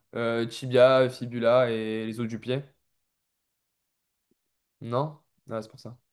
Ok. Bon, bah, je vous montre en même temps. Moi, je vous dégrosser le cours. Donc, du coup, alors juste, je vous reparle. Bon, en vrai, je voulais bien expliquer quand même, je pense. Et je vous remontre. Ok. Donc là, on est au niveau. Bon, la fibula, c'est pareil que péroné, ok? Là, on est au niveau du tibia. Donc, le tibia, on a vu ici, on va avoir. Là, c'est la face supérieure du tibia. Là, ok, les deux parties, un et 2, ça va être les surfaces glénoïdales, médiale et latérale. On va avoir les condyles du fémur. Donc, le fémur va venir s'insérer avec le tibia au niveau de la surface glénoïdale du tibia et des condyles du fémur, ok? Les condyles, on a vu ce que c'était tout à l'heure. C'est la partie la plus basse qui s'articule avec le tibia, donc c'était ça, ok? Et en haut, on avait l'épicondyle. Maintenant, pour tout ce qu'on a dit depuis tout à l'heure au niveau du tibia, donc on a dit le tubercule de Gergy est sur la crête latérale du tibia, la crête latérale de la tubérosité tibiale. Donc la tubérosité tibiale, elle est là, ok? Là, c'est la face antérieure du tibia. Et là, on va voir la face postérieure. Au niveau de la tubérosité, donc c'est ça en fait, on va avoir une crête là latérale et une crête ici médiale. Là, pareil, ce qu'il faut savoir, c'est où est l'axe du corps pour savoir ce qui est latéral, ce qui est médial. Là, on nous dit la réponse. Ici, on nous dit que là, c'est latéral, là, c'est médial. OK? Pour le savoir, c'est compliqué. Parce que là, c'est pas comme l'humérus ou. Non, plutôt pour le fémur, où il y avait carrément le col, où c'était simple en fait. On voit que le fémur, il est comme ça. Là, on sait qu'ici, c'est l'axe. OK? Pour le tibia, où on peut se repérer plus facilement, c'est grâce à la malléole. D'accord? Il faut retenir que le tibia, c'est l'os médial de la jambe, ok? Pas de la cuisse. C'est l'os médial de la jambe, du coup, et il se finit en bas par la malléole médiale. La malléole, c'est au niveau de la jambe, tout en bas, entre la jambe et le pied, où vous allez sentir deux bosses sur les deux côtés. C'est les malléoles, ok? La bosse que vous sentez au niveau médial, donc à l'intérieur, c'est ça, en fait, ok? C'est cette zone-là, c'est la malléole médiale. Et la bosse latérale, en fait, elle n'est pas là, mais elle est au niveau de la fibula. Moi, je vais placer là, en fait. Ok, là. Vous avez vu ici, c'est les deux bosses. Là, ici et ici. Là, c'est la bosse du tibia. Et juste là, donc en latéral, en dehors, c'est la bosse de la fibula. Ok? Maintenant, pour savoir au niveau du tibia si on est en médial, non, qu'est-ce qui est médial, qu'est-ce qui est latéral, on peut se fier à ça. On sait que maintenant, la bosse, du coup, la malléole en bas, elle est médiale. Donc là, on sait que toute cette partie-là, c'est médial. Et du coup, l'autre côté, c'est latéral. Ok? Donc, ce côté-là, c'est le bord médial. Là, c'est le bord latéral. D'accord? Aussi, ce qu'on peut, parce qu'en haut, on peut pas voir, mais ce qu'on peut voir aussi, c'est au niveau de ça. En numéro 15, on va avoir le tubercule de Gergy. OK? On sait que le tubercule de Gergy, il est sur la face, sur la crête latérale, ici. D'accord? Là, c'est crête latérale, là, c'est crête médiale. Donc là, c'est les deux repères faciles que vous pouvez avoir pour savoir si, euh, au niveau de la coupe, pour savoir si on est en latéral ou médial. OK? Tubercule de Gergy, toujours en latéral, et malléole, toujours en médial.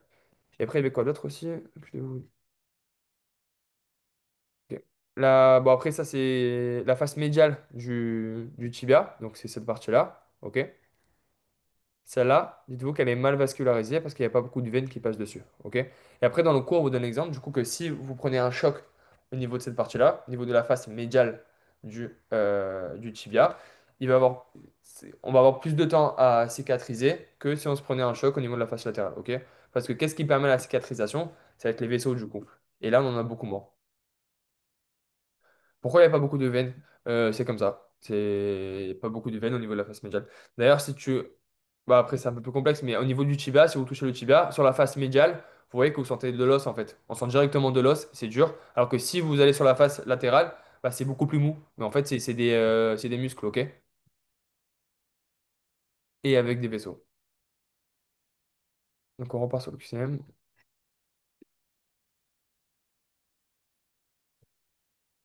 La malléole tibiale forme la partie latérale de la cheville, du coup c'est faux, c'est la partie médiale. Et qu'est-ce qui forme la partie latérale de la cheville, du coup? C'est pas la malléole tibiale, mais c'est la malléole quoi? Bah, du coup, de la fibula. Très bien, exactement. La malléole fibulaire. C'est ça. Parfait. QCM 15. La fibula participe à l'articulation du genou. Ça, je ne l'ai pas dit. C'est faux. C'est faux. Parfait. Je vous le montre.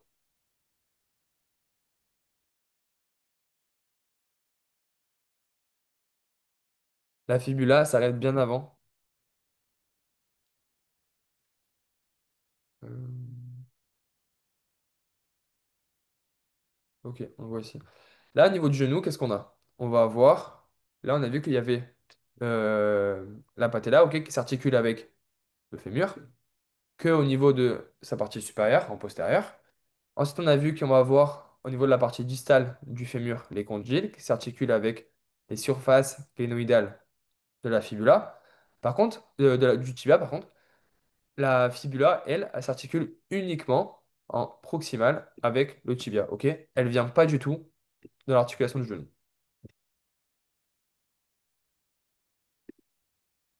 Donc ça, c'est bon. Non, ça on l'a dit. Non, la malléole latérale est plus longue et plus basse que la malléole médiale.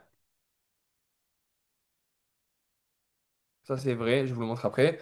Le col de la fibula est en rapport avec le nerf fibulaire commun. Par Ça, logique, oui, mais ouais, c'est vrai. Je vous le montre après aussi. Il y a une planche dessus. L'extrémité proximale de la fibula présente une tête ovoïde.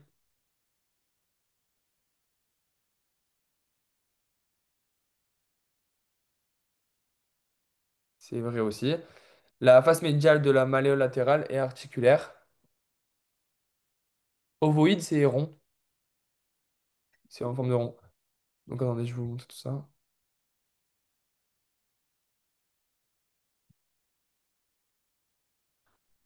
Donc là, du coup, on parle de la fibula. La fibula, on a dit qu'elle ne s'articule pas du tout avec l'articulation du genou.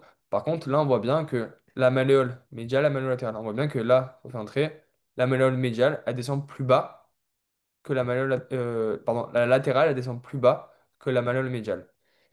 Euh, ensuite, ok, le nerf fibulaire commun. Regardez, je crois qu'il y a une planche dessus. Non. c'est- Ok, il est là. Là, on va avoir la fibula. Ok, donc la fibula en vue médiane. Donc en vue médiane, la fibula, en fait, on va avoir tout ce que voit le tibia. Donc en fait, là, c'est si on se met à la place du tibia, ok, on va avoir ça.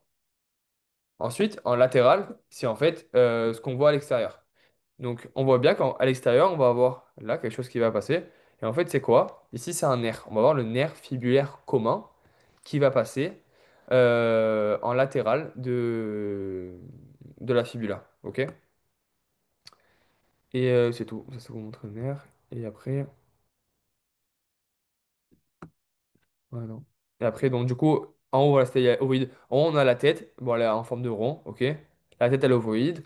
Le nerf fibulaire commun, il passe en dessous et latéralement, et en dehors de la tête. Et après, la malléole, on a vu qu'elle était beaucoup plus basse.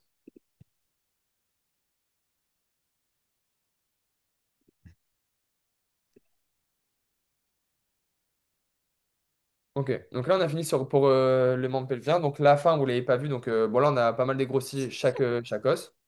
Vous voyez les schémas à fond, surtout pour l'os coxal.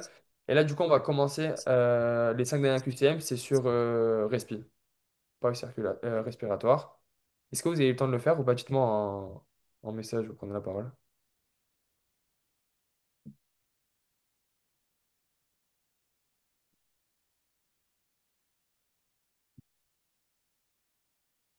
Non, ok. Bon, c'est pas grave. Bon, du coup, on va passer plus de temps dessus. Je vais vous faire le cours en même temps. On l'a pas fait avec toi. Respiratoire, je crois pas, hein. Non. Je crois que vous l'avez pas fait respiratoire encore.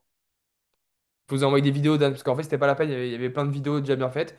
Donc, du coup, regardez les vidéos. Il y a pas, je crois qu'il y a des zooms et des vidéos enregistrées et des QCM aussi. Donc là, vous avez déjà 5 QCM dessus. Donc, mais après, peut-être s'il y a besoin, on le refera ensemble. Mais bon, on va essayer quand même de faire les QCM. Au pire, je vais directement corriger à chaque fois et je vous montre. L'appareil respiratoire, donc juste avant, je me mets sur le schéma. Bon, après, en fait. L'appareil respiratoire comprend un. Si on l'a fait pendant le. Ah, pendant le stage, oui. Ok. Non, pardon. Ah, mais il n'y a pas tout le monde qui était au stage. Mais oui, en stage, oui, tu as raison, on l'a fait.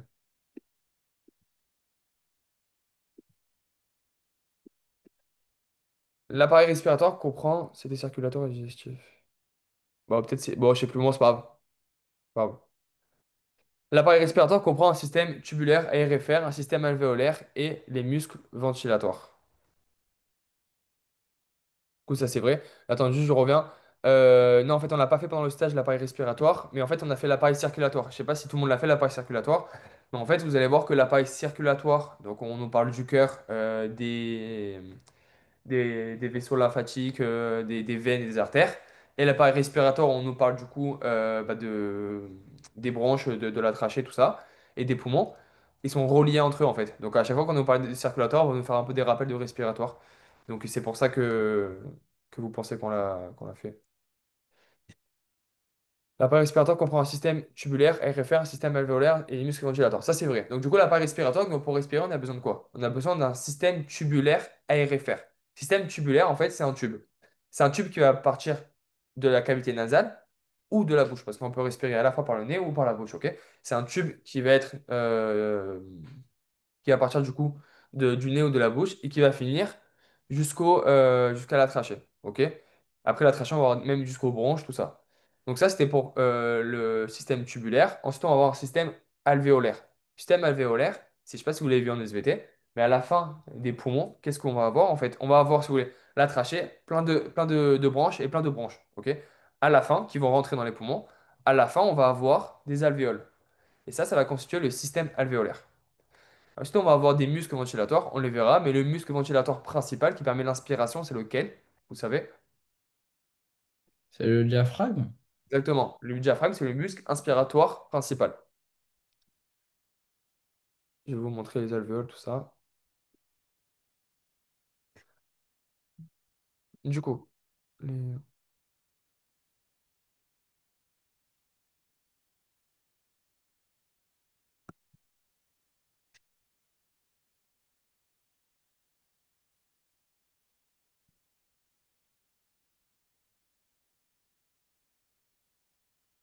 ok. Donc ça commence à la planche 28. Ouais, c'est ça. Planche 28 commence le système respiratoire.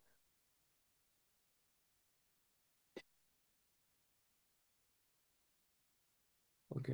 Donc il y a juste une planche super importante. On la voit aussi dans le système digestif. Bon, c'est pas grave.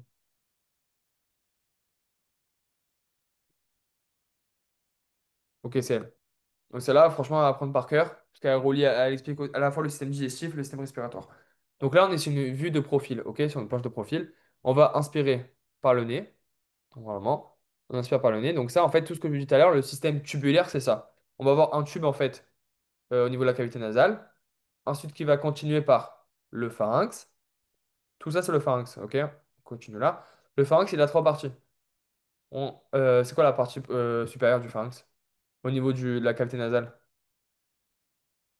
Nasopharynx. Exactement, nasopharynx. Ensuite, on descend au niveau de la cavité orale du pharynx, c'est l'oropharynx. Et ensuite, on va directement au niveau du larynx, mais avant, on va avoir le laryngopharynx. Ok? Donc, on commence par la cavité nasale. Ensuite, pharynx, trois parties, nasopharynx, oropharynx, laryngopharynx. Ok? Et après, on descend ici. On va avoir le larynx. Ok?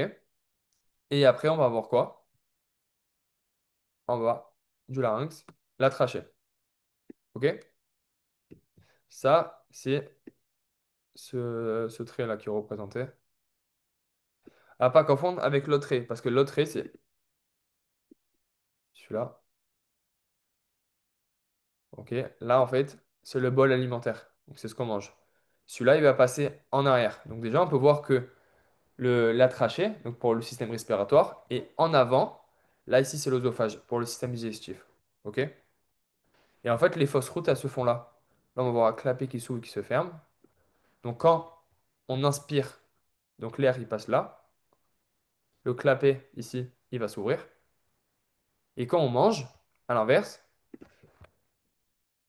donc du coup, hop, le clapet, il va se fermer quand on mange.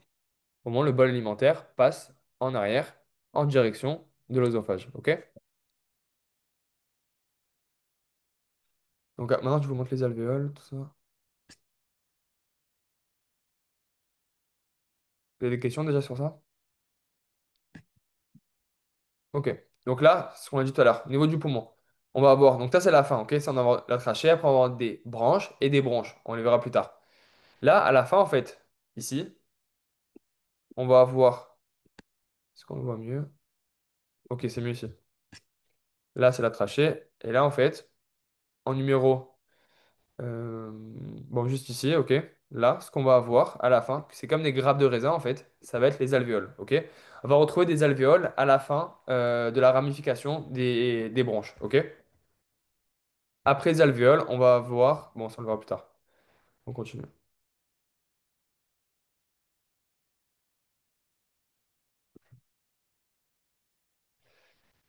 L'hématose désigne le transport de l'air dans les voies respiratoires.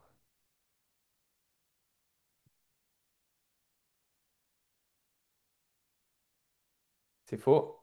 L'hématose, c'est pas le transport de l'air. Le transport de l'air dans les voies respiratoires, c'est le tube aérifère. Donc c'est le tube aérifère, pensez à air, ok? Donc c'est l'air en fait qu'on respire. Euh, du coup, le transport de l'air dans les voies respiratoires, c'est le tube, ok? L'air, il va passer dans le tube, il va ressortir du tube respiratoire. Par contre, l'hématose, ça va être un échange gazeux de l'air entre l'air et le sang. Et en fait, on va avoir un échange d'O2 et de CO2. Là, je vous le montre sur le schéma.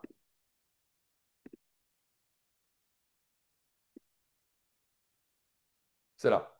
Où se fait l'échange entre l'O2 et le CO2? En fait, quand on inspire avec par exemple le nez, si on inspire, ça va direction des poumons. Après, on sait que tous les tissus, par exemple, du corps humain, ont besoin de l'oxygène, de l'O2. Comment ça passe, en fait? Ça va au niveau de l'alvéole. Là, on est sur la partie la plus basse, en fait, des poumons. OK? Là, on va avoir de l'O2 qui va venir. là jusqu'ici. Ok? Sauf que l'O2, pour aller en direction des tissus, il va passer par la circulation sanguine. La circulation sanguine, on le voit très bien sur le schéma, c'est en fait ça. Ça, c'est des vaisseaux, ce qu'on voit. Ok? Tout ça, c'est des vaisseaux sanguins. Bon, je vais pas tous les faire.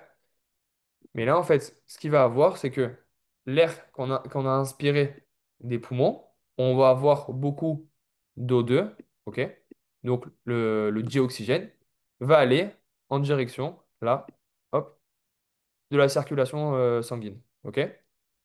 Donc, du coup, ça, l'échange qu'on va avoir d'O2 dans la circulation sanguine, ça va être un échange gazeux qu'on appelle l'hématose. Ok? Sauf qu'en fait, on sait bien quand on inspire du dioxygène, ça va en direction de la circulation sanguine. Mais quand on souffle, on va expirer du CO2, cette fois-ci, du dioxygène. Et donc le dioxygène, il part pas des poumons, c'est l'inverse. En fait, le sang, l'O2 va aller en direction du sang. Il va donner ce qu'il faut au corps. Ok? Donc le corps, il a besoin de l'O2. Donc là, on a le corps humain. Ok? On va voir l'O2 qui va être pris par le corps humain. Il va être utilisé de plusieurs manières, on le verra plus tard. Et après, en fait, le corps, qu'est-ce qu'il va rejeter? Au niveau de la circulation sanguine, il va rejeter du CO2. OK? Donc, il va rejeter du CO2 en direction de la circulation sanguine. Et du coup, pour rejeter le CO2, le sang, qu'est-ce qu'il fait? Ben, il redonne ce CO2, si vous voulez, aux alvéoles. OK? Et après, c'est l'inverse. Après, ça repart en haut. Et en fait, c'est là, quand on souffle, c'est pour ça qu'il y a du CO2. Bon, CO2. OK? Et ça, en fait, l'échange qu'on va avoir entre les gaz, donc l'O2 et le CO2, et le sang, OK? Parce que tout passe par la circulation sanguine, on appelle ça l'hématose. J'ai une question. Ouais. Du coup, ça veut dire que quand le sang il arrive dans les poumons, il y a du CO2 dedans. Quand le sang, Hein. il arrive dans les poumons, il y a du CO2. Enfin, Ouais, c'est ça. Mais en fait, il va y avoir un échange permanent. Quand le sang, il va... En fait, les poumons vont envoyer au sang de l'O2, OK? Donc du dioxygène. Le sang, qu'est-ce qu'il va faire? Il va amener en fait au corps humain, ok? Et le corps humain, qu'est-ce qu'il va faire? Il va utiliser cet oxygène, et il va rendre, si vous voulez, c'est le déchet. Il va rendre du CO2. Donc du coup, le CO2, il va repasser par le sang. Et à ce moment-là, c'est ça, oui, en fait, le sang va redonner au poumon le CO2, ok? Et le poumon, en fait, il fait ce rôle d'échange avec le sang. Et en fait, ça, on appelle ça l'hématose.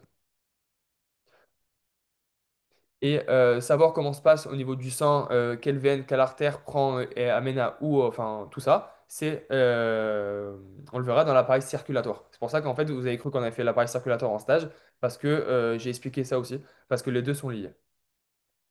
Ah, j'ai pas vu ta question. Ouais. Ok. Les échanges gazeux ont lieu au niveau des bronchioles terminales. Du coup, ça, j'ai dit tout à l'heure, c'est faux, c'est au niveau des alvéoles, ok?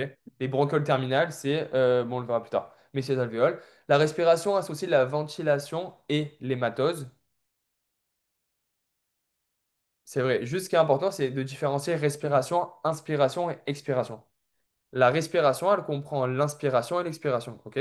Maintenant, la respiration, donc on en parle des deux cas, elle associe la ventilation et l'hématose. La ventilation, c'est ce qu'on a vu un peu en haut. La ventilation, c'est le transport de l'air dans les voies respiratoires. Donc la ventilation, c'est le fait de se ventiler, de prendre de l'air dans les poumons et de le ressortir. Ok? Ça, c'est la ventilation qui est différente de l'hématose. Parce que l'hématose, c'est vraiment l'échange qu'il y a entre les poumons et le sang. C'est l'échange gazeux. Donc la respiration, c'est un mélange des deux. C'est un mélange de ventilation et d'hématose. Parce que s'il y a une bonne ventilation, mais il n'y a pas une bonne hématose, bah, il y a un problème. Et à l'inverse, s'il y a une bonne hématose, mais pas une bonne ventilation, il y a un problème aussi. La circulation pulmonaire n'intervient pas dans la respiration. Ça, c'est faux. Mais on la verra bien dans le digestif. Euh, principal. On fera la suite des QCM la prochaine fois. Parce que là, ça fait 1h30 quand même. Au moins, vous faites une petite pause. Ce que je vous conseille, c'est là, regardez les vidéos que Daniel a envoyées. Daniel va aussi envoyer le cours directement sur le groupe. Faites-le. Prenez le temps de le faire, même sur une semaine. Et on est quand même dimanche. Fin de semaine, essayez de revoir la suite des QCM. Donc, essayez de faire le QCM 17, 18, 19 et 20. avec la correction que je vous ai envoyée. Si vous ne comprenez pas la correction ou si vous avez des questions sur les cours, vous m'envoyez un message. OK? Mais là, on a vu le début on a vu toute la partie sur les matos. Donc voilà. Donc si vous avez des questions, n'hésitez pas. Essayez de bien le reprendre. Le cours, il n'est pas très compliqué. Juste, en fait, il y a plein de nouveaux mots. Parce que là, vous avez vu quoi pour l'instant en anatomie comme cours?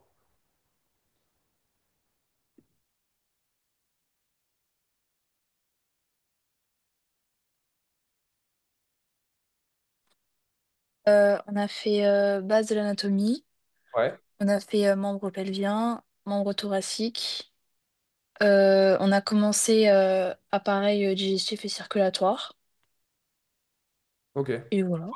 OK, c'est déjà bien. OK. Parce que j'allais vous dire que l'appareil respiratoire, du coup, c'est aucun rapport. Parce que là, ce que vous avez fait depuis le début, la base d'anatomie thoracique et membre pelvien, c'est de l'ostéologie. Bon, en plus, membre thoracique, membre pelvien. Donc, c'est plus des os avec des directions, tout ça. Là, vous allez voir que la suite, donc l'appareil respiratoire, l'appareil digestif et l'appareil circulatoire, c'est autre chose en fait. C'est une autre partie de l'anatomie. C'est complètement différent de membre thoracique et membre pelvien. Même la manière d'aborder les cours, ils sont pas pareils. Du coup, vous allez voir, c'est plus simple quand même. Donc, surtout l'appareil digestif, il est facile, il est sympa. Il est court aussi. Donc, voilà. Essayez de le faire sur la semaine. Fin de semaine, vous faites les QCM. Et avant le cours de dimanche que vous allez avoir en présentiel avec Ilan, vous m'envoyez si vous avez des questions ou quoi. Voilà. Et nous, on se voit dans 2 semaines ou dimanche prochain. Ah, merci. Voilà, de rien. Allez, bonne journée et bon Et courage. bonne journée. Bonne journée. Au revoir. Au revoir. Merci, bonne journée.